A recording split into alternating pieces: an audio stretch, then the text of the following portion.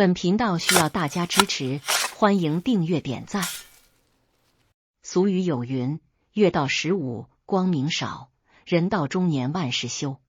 这句话意味着人到中年，就像满月过后的月亮逐渐衰退，失去了光彩。相对于年轻时光焕发的状态，中年人开始感受到身体的逐渐下滑，精力也不再如以往充沛，生活中的压力也逐渐加大，让所有事情变得索然无味，人生之路变得更加坎坷。然而，要让中年时期的生活更加顺遂，我们需要尽力避免陷入麻烦和祸端，学会从不同角度看待世界。以下是4种行为，中年人应该尽量避免，以免引来麻烦。1. 不要持怨恨，学会宽恕。《三国志》中提到，记人之善，忘人之过。中年人经历了许多事情，与各种人相遇，但并不是所有人都善良。人与人之间的矛盾是不可避免的，有时甚至可能升级为争吵，甚至打斗。明智的人懂得不要将仇恨深藏心底，而是要通过矛盾来了解人。持怨恨只会让人更加痛苦，如果实施报复，可能会导致无休无止的冲突。举例来说，我的同事大毛是一个看似老实的人，工作勤勉。然而，他认为自己的老实让他经常受人欺负，于是决定摒弃这一特质。不久前，他和家人外出旅游，路上遇到交通拥堵，结果被人推倒，衣服沾满泥巴。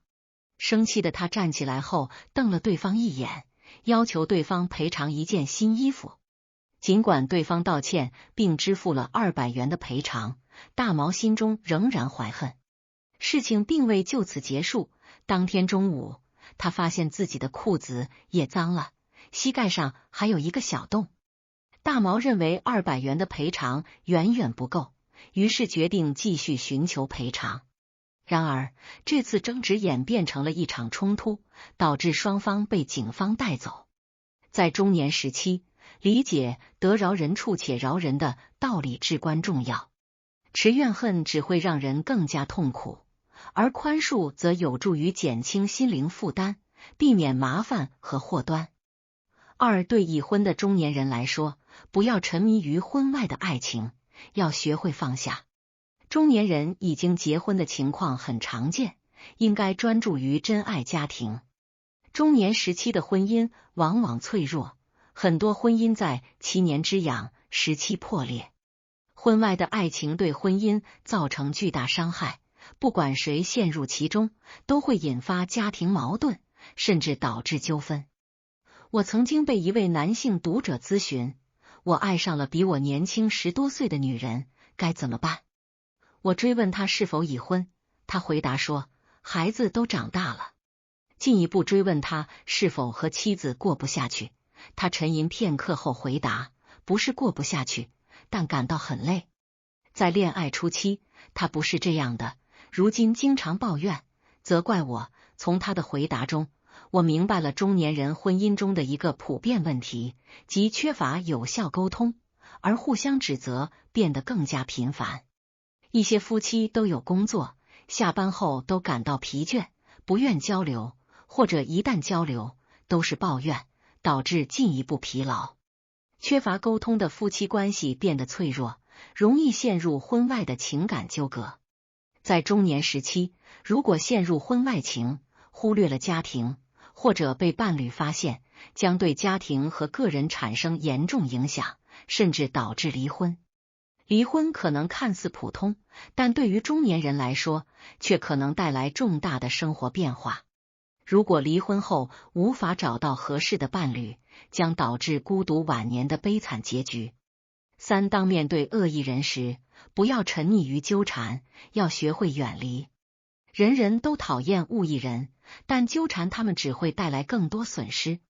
恶意人为了自己的利益可能不择手段，采取不道德行为，聪明的中年人会选择远离他们，而不会过多计较得失。我的校友张大伟，因为个子较矮，常受人欺负。在校时，女同学们常常欺负他，而他却不敢反抗。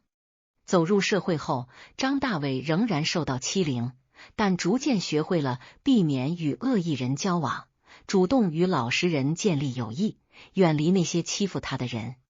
有一次，张大伟的邻居买了一只鸽子，因为没有关好，鸽子飞了出去。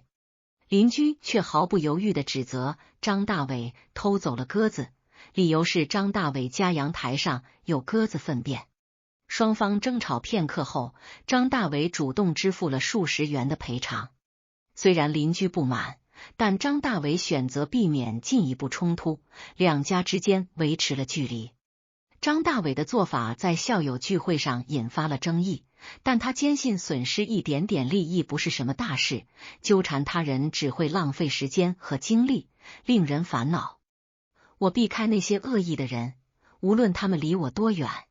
中年时期，如果与恶意人纠缠不清，采取以恶制恶的策略，可能导致麻烦和祸端。